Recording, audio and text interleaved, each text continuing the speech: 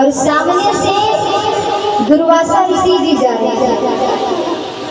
दुर्वासा ऋषि की जैसे ही इंद्र से भेंट होती है तो आज इंद्र को देख करके दुर्वासा ऋषि बड़े प्रसन्न होते हैं और प्रसन्न में भी होकर के भाव अपने गले का माला निकाल करके इंद्र के गले में डाल दिया।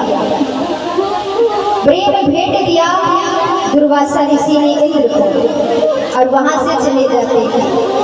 लेकिन यहाँ इंद्र ने दुर्वासा ऋषि के दिए हुए माला को निकाल करके हाथी के सोड़ पर फेंक देते हैं और हाथी के सोड़ से नीचे गिर जाता है। अगले दिन दुर्वासा ऋषि का पुनः उसी रास्ते से जाना होता है। दुर्वासा ऋषि ने अपने माला को देखा तो पहचान लिया।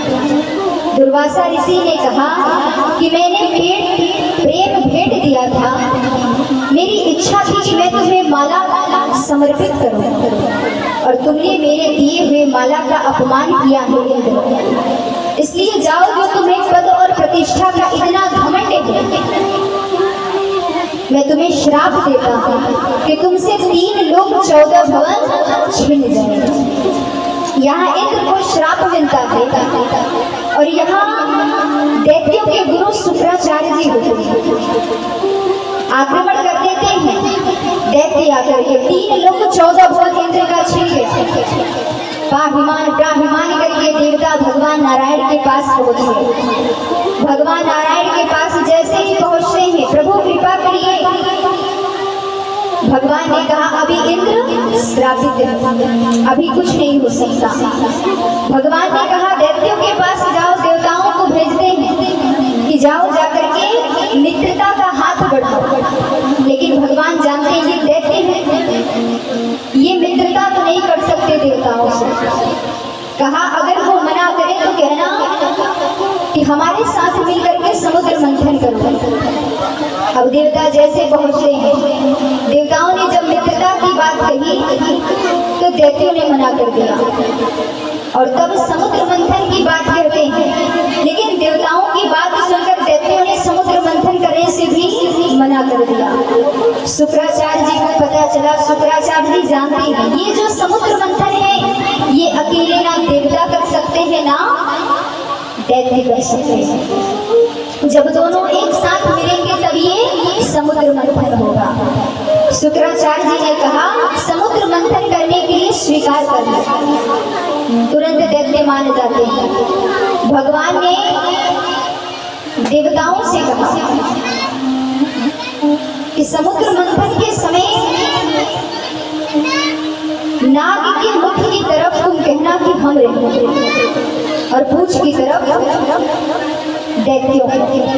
अब यहाँ बीच में एक मद्राचल पर्वत रखा जाता है, एक रस्सा बांधा जाता है। एक तरफ दैत्य खड़े होते हैं, एक तरफ देवता। समुद्र मंथन आरंभ में ही ये मद्राचल पर्वत डूबने लगता है और जब डूबने लगता है तब भगवान कच्छप रूप में कछुआ का रूप लेकर आते हैं, मद्राचल पर्वत को अपनी पीठ पर उठाते हैं।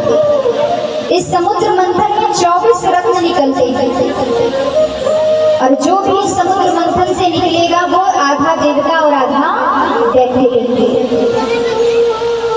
तो जैसे ही देवताओं ने कहा कि हम नाग के मुख की तरफ रहेंगे, क्योंकि भगवान जानते ये दैत्य मूर्ख है, जो भी कहो उसका उल्टा ही करते हैं।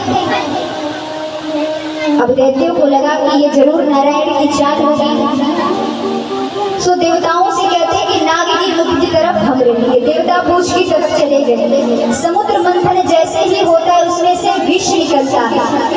कुछ विष तो दैत्यों के मुख में चला जाता है, कुछ पीछे भाग जाते हैं, कुछ की मृत्यु हो जाती है। और भी मंथन किया गया, कालकूट और भी विष निकलता है। अब देवता सोचते हैं अब इस विष को कौन पिए। तब देवता दौड़े दौड़े भगवान शंकर के पास पहुंच गए।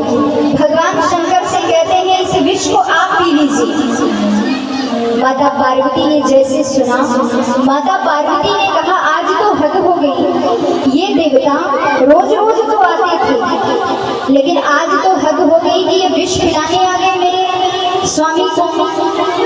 अब पार्वती जी जानती हैं सीधे सीधे कहेंगे तो हमारी बात सुनने वाले नहीं है। पार्वती जी ने भगवान शंकर से कहा, स्वामी आप मुझसे कितना प्रेम करते हो।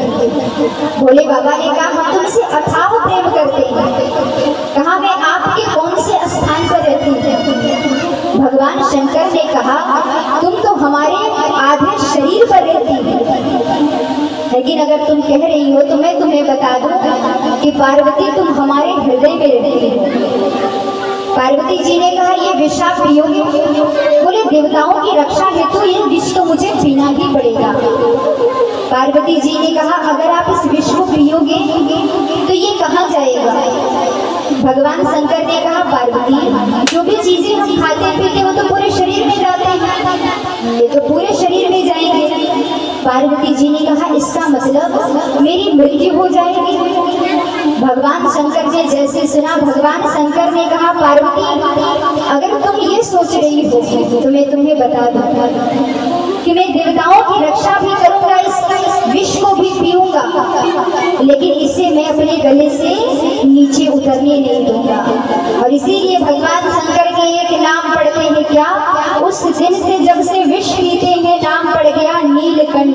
बोले नीलकंठ भगवान की। यहाँ अब समुद्र मंथन होना आरंभ हुआ।